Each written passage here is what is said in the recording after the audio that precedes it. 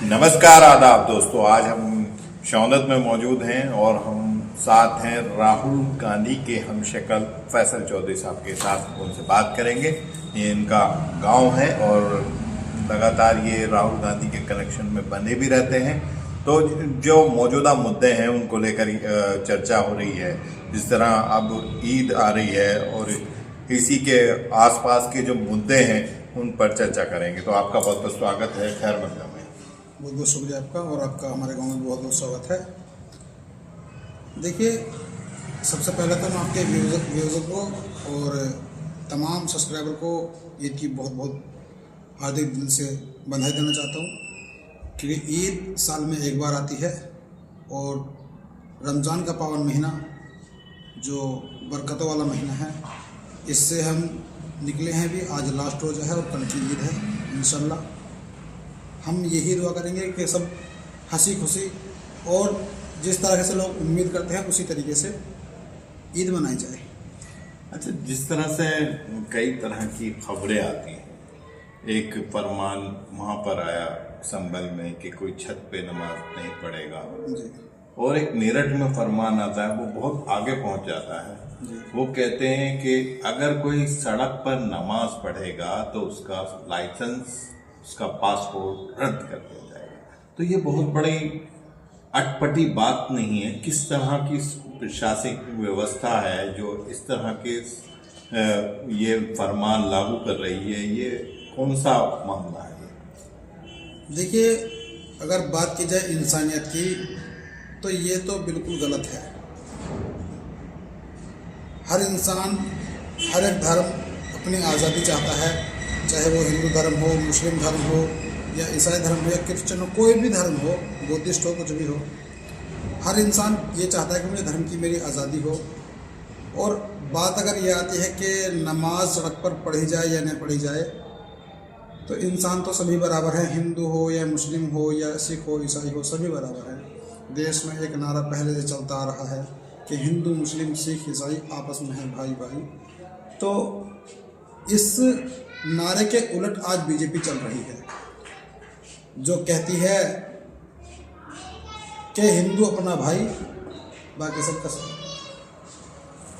तो ये मोदी जी और इनके तमाम कार्यकर्ता हों, नेता हों, या बीजेपी की IT सेल हो, कोई भी हो, ये सिर्फ एक ही काम करते हैं कि सिर्फ नफरत फैलाते हैं और कुछ नहीं इसके सिवा।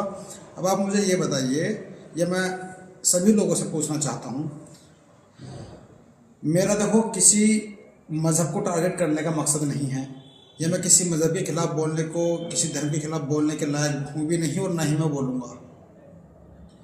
क्या ईद की नमाज सिर्फ मुसलमान ही सड़कों पर पढ़ रहा है? सड़कों पर, मेरा कहने का मकसद ये है कि सड़कों पर सिर्फ मुसलमान ही है क्या? साल में लगभग 13 या 14 त्यौहार ऐसे आते हैं हमारे हिंदू भाइयों के, जो उन्हें सड़क पर आना ही होता है। और कोई सी भी कलश यात्रा हो, चाहे रामनवमी हो या कोई भी धर्म हो। अभी मान लीजिए होली का त्यौहार है, लोग घरों में थोड़ी ना खेलते हैं, सब कुछ भी खेलते हैं, इधर उधर भी खेलते हैं, पार्कों में भी जाते हैं, सब जगह जाते हैं। तो ये तो सब एक धर्म को, एक विशेष समुदाय को टारगेट किया जा रहा है। तो मेरा कहने का मकसद यही है कि बीजेपी नफरत के बीज ना बोए, वरना इसका खामियाजा भुगतना पड़ेगा। क्योंकि एक हिटलर हुआ करते थे जिन्होंने देश को बोला था कि मैं देश का सबसे बड़ा रखवाला हूँ, सबसे बड़ा हितैषी हूँ, सबसे बड़ा देश का साथी हूँ, लेकिन उनका जो आखिरी टाइम आया कि देश की जनता ही नहीं उन्हें मार डाला। अच्छा, जिस तरह से एक ये भी बात हुई है कि मोदी जी की सौगात के नाम से लाखों गिफ्ट बांटे गए हैं उस पर, और दूसरी तरफ यहाँ यूपी में एक नया बदला हुआ सिस्टम, जो कि कहीं ना कहीं एक बात दर्शाता है कि क्या इस 27 की तैयारी है। फिर मोदी जी की सौगात क्यों मुसलमानों के लिए? ये दो अंतर विरोध देखने को मिल रहे हैं। इसके बारे में आपका क्या कहना है? देखिए, आज की जो गवर्नमेंट चल रही है, NDA गवर्नमेंट, ये बीजेपी गवर्नमेंट नहीं है, ये NDA की है, जो कि मुसलमान कोर वोटर जो है चंद्रबाबू नायडू के हैं, नीतीश कुमार के मुसलमान कोर वोटर हैं। उनको ये सौगात, उनको ये लालच दिखाया गया है कि नरेंद्र मोदी जी अच्छे आदमी हैं। वो कहते हैं ना, बच्चों को लॉलीपॉप थमाते रोना बंद हो गया, वही लॉलीपॉप है, सौगात नहीं है, लॉलीपॉप है ये। अब मुसलमानों को वो लॉलीपॉप थमा के उनके ऊपर पीछे से वार किया जा रहा है। तो दूसरी तरफ अगर हम देखें तो एक वक्त का मामला भी सामने आ रहा है। वक्त को लेकर पूरी बीजेपी इस तरह से हमलावर है कि उन्हें ऐसा लगता है कि जैसे उन्हीं की ज़मीन है वक्त में, जो वक्त ने कब्जा कर लिया है, और वक्त को लेकर, बिल को लेकर इसी तरह से अड़े हुए हैं, जबकि दूसरी मुस्लिमों का धार्मिक मैटर है। बावजूद इसके वो ऐसा दिखाना चाहते हैं कि जैसे उनकी बाप दादा की वो ज़मीन थी, वो कहीं ना कहीं वक्त बोर्ड ने हड़प ली है। तो इसके बारे में फिर ऐसा क्यों कर रहे हैं जब उनकी सरकार एनडीए की उनके नायडू के साथ बनी? सबसे पहले तो मैं कहना चाहता हूं कि मुसलमान भाइयों से कि अगर चंद्रबाबू नायडू और नीतीश कुमार तुम्हारे लिए कुछ कर नहीं सकते तो उनका साथ छोड़ क्यों नहीं देते? हिंदू हो नेता, चाहे मुस्लिम हो, चाहे कल को मैं ही क्यों आपके सामने ना आ जाऊं और मैं कहने लगूं आपसे कि मैं आपकी सहायता नहीं कर सकता और मैं आपका साथ चाहता हूं, तो मुझे वोट बिल्कुल मत दो। मेरा कहने का मकसद यही है कि आपके साथ जो न्याय करे आप उसका साथ दो, उसे अपना नेता बनाओ। हिंदू से मुसलमान से कोई मतलब नहीं है, नेता वो होना चाहिए जो इंसाफ परस्त हो, इंसाफ करने वाला हो। और जो चंद्रबाबू नायडू जी के और नीतीश कुमार जी के जो समर्थन में लोग आ रहे हैं वो गलत आ रहे हैं। उन्हें चंद्रबाबू नायडू जी से और नीतीश कुमार जी से बोलना चाहिए कि ये तो सरकार को तोड़ा जाए, यह बिल को वापस लिया जाए। और आपने एक सवाल पहले किया था कि मस्जिदों पे या मस्जिदों के बाहर या घर की छत पर नमाज नहीं पढ़ सकते। अब इंसाफ की कमी यहाँ दिखती है। अब कुछ धर्म विशेष के लोग दूसरों की छत पर चढ़कर किसी झंडे को तोड़ते हैं, वो तो इन्हें सही लगता है।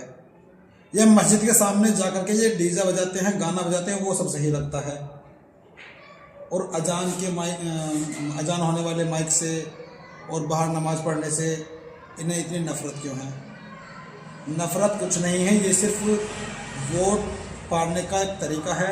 मैं अपने हिंदू भाइयों से कहना चाहता हूँ कि इन लोगों के झांसे में ना आए, ये आपका भविष्य खराब कर रहे हैं, हमारा भविष्य खराब कर रहे हैं, आने वाली जो जनरेशन है उसका भविष्य खराब कर रहे हैं। और दूसरी बात यह है कि जिसने जो किया है उसे वो सजा मिली है जरूर। अब से पहले बहुत नेता ऐसे गुजरे हैं जिन्होंने बहुत उल्टे काम किए, लेकिन उन्हें भी सजा मिली है। सजा सबकी मिलेगी, सजा इन्हें भी मिलेगी जो आज ये उल्टे काम कर रहे हैं। सजा तो सबको मिलनी है। मेरा सिर्फ एक ही निवेदन है, मोदी जी हों, मतलब पूरे शासन प्रशासन से एक ही बात कहना चाहता हूँ कि शांति कायम करना आपका काम है, न कि लोगों के बीच में भ्रम फैलाना। आप लोगों के बीच में भ्रम मत फैलाइए, इस देश को बनाए रखिए, बिगाड़िए मत, टूटने मत दीजिए। ये देश बिगड़ेगा, हालात ख़राब हो जाएंगे। अगर खुदा ना करे किसी वजह से अगर देश के अंदर झगड़ा हो जाता है, देश कम से कम 30 साल से ज़्यादा पीछे हट जाएगा, 20-30 साल पीछे हट जाएगा। जो तरक्की आज है वो ख़त्म हो जाएगी। एक और बात सामने आई है, बहुत बिहार में जो शरीयत बोर्ड है उसमें बहुत बड़ा मामला सामने आया है कि नीतीश कुमार के कुछ लोग, कुछ मंत्री वो उसके ऑफिस पर पहुंचे और उसके बाद उन्होंने इस पर कब्जा कर लिया। और जो वहाँ पर मौलाना थे उनको ये घोषित कर दिया कि इन्होंने इस्तीफ़ा दे दिया। उन्होंने अपने लोगों को बिठा दिया जो कि वहाँ भी उनका विरोध हुआ था रोज़ा अफ्तार का, नीतीश कुमार का, तो उसको लेकर उन्होंने एक बहुत बड़ा कदम उठाया। क्या इससे उनकी लोकप्रियता बढ़ेगी? क्या उन्हें इस तरह से कुछ फ़ायदा मिल सकता है? क्योंकि मुसलमान भी सच्चाई की तरफ देख रहा है और बिहार का भी इलेक्शन आने ही वाला है, तो इसके बारे में आप क्या कहना हैं? देखिए, बिहार का इलेक्शन करीब है, ये सच बात है, और यूपी का इलेक्शन भी करीब है। सबसे बड़ी बात यह है कि जो कोई भी नेता किसी भी जाति के, बिरादरी के पक्ष में जाता है, लोग उसे ही अपना मसीहा मान लेते हैं। लेकिन मेरी ये सोच नहीं है। मेरी सोच यही है कि कोई हिंदू हो, चाहे मुस्लिम हो, अगर कोई बंदा आपकी हेल्प कर रहा है, आपको आधी रात आवाज़ अगर उसे लगाते हो और वो बंदा आपके साथ खड़ा है, तो आप उसे वोट दीजिए, उसे अपना नेता मानिए, ना कि किसी धर्म को देख करके या किसी जाति को देख करके अपना नेता किसी को मत मानिए। अब रही बात नीतीश कुमार जी की, नीतीश कुमार जी ने वक्फ बोर्ड का जो बिल है, इसके समर्थन में लगभग अपनी गुंजाइश रखी है, अपनी मनमानी रखी है। अगर वो इसका विरोध करते तो शायद ये नहीं हो पाता, क्योंकि मोदी जी को गोदी आ रहा है मुंह पे, क्योंकि गोदी मीडिया का ट्रेंड चल रहा है, इसलिए गोदी मुंह पे आ रहा है। मोदी जी का जो मसला चल रहा है वो ये है कि वो सिर्फ चंद्रबाबू नायडू जी और नीतीश कुमार जी के ऊपर टिका हुआ है पूरी गवर्नमेंट। अगर नीतीश कुमार जी, चंद्रबाबू नायडू जी चाहे तो ये बिल पास हो ही नहीं सकता। उससे पहले गवर्नमेंट भी कर सकती है, कुछ भी हो सकता है, गवर्नमेंट बदल भी सकती है। तो ये तो मुसलमानों ने जो उनका बहिष्कार किया है, उनकी रोज़ा इफ्तार पार्टी का जो मजाक बनाया है, वो सही बनाया है बिल्कुल। क्योंकि मैं भी इस बिल के पास होने के समर्थन में नहीं हूँ। मैं खुद ये चाहता हूँ, मैं मुसलमान भी हूँ, देश का सच्चा नागरिक भी हूँ। एक जिम्मेदार नागरिक होने के साथ नाते मेरा यही कहना है कि ये बिल पास ना हो, वरना देश की अर्थव्यवस्था खराब हो जाएगी। क्योंकि इससे हिंदू मुस्लिम के नाते खराब होंगे, द्वेष फैलेगा आपस में और मसले खत्म हो जाएंगे।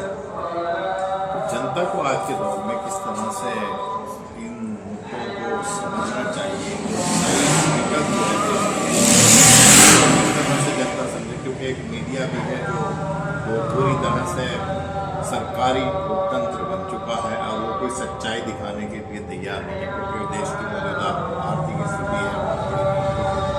ये भी चर्चा करेंगे, लेकिन नमाज के अज़ान के बाद।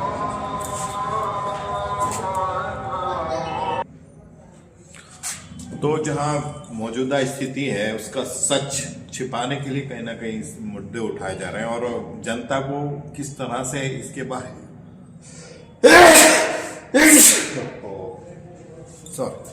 सॉरी तो पता चले, वो किस तरह से इन मामलों को समझे और सही वक्त को सही तरीके से अपने इस्तेमाल करके।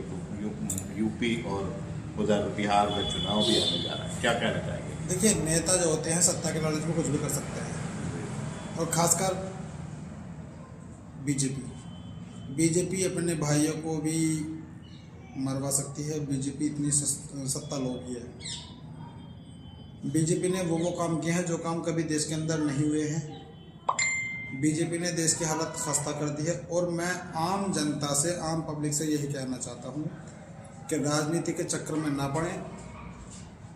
राजनीति आपको सिर्फ ये देखनी है कि ईमानदारी की राजनीति कर कौन रहा है।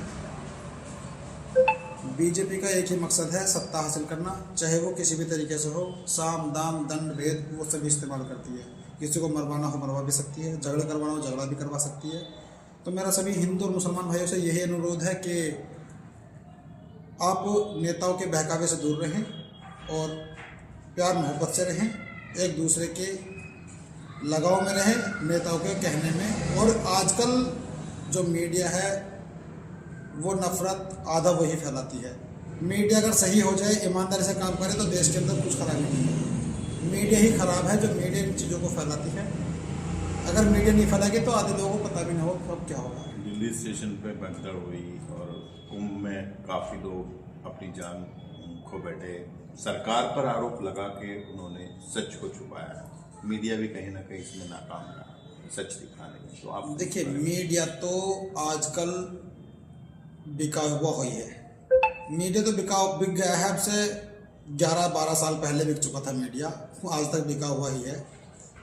बीच में थोड़ा सा रुख हमें देखने को मिला था बदलाव का मीडिया का, वो तब मिला था जब उन्हें लगा था कि गवर्नमेंट मोदी जी गिर रही है और राहुल गांधी जी प्रधानमंत्री बनने वाले हैं, तो उनका थोड़ा रुख चेंज हुआ था। लेकिन जैसे ही पता लगा कि ऐसा नहीं हो रहा, वो दोबारा से वहीं पहुंच गए हैं और कुछ पैसे और दे दिए गए होंगे शायद मेरे निगाह में। लेकिन मीडिया अगर अपना काम ईमानदारी से कर दे तो ये सब जितने मामले हैं, अब इन्होंने दिखाया क्या कि कुंभ मेले में कुछ लोग मरे हैं, लेकिन अगर सच दिखा दे मीडिया तो पता लगेगा कि कई हज़ार लोग मरे हैं। और दिल्ली स्टेशन में भगदड़ हुई है। मीडिया हर चीज़ छुपाती है। वो तो आज के टाइम में सोशल मीडिया है, छोटे यूट्यूबर हैं जो इस सच को बाहर निकालते हैं और पब्लिक के बीच लाते हैं, लेकिन ये लोग सच को छुपा करके गवर्नमेंट का साथ देते हैं। तो ये तो मीडिया की नीति गलत है और मीडिया को इससे अलग हटकर ईमानदारी से काम करना चाहिए। बहुत बहुत शुक्रिया आपसे बात करने के लिए। बहुत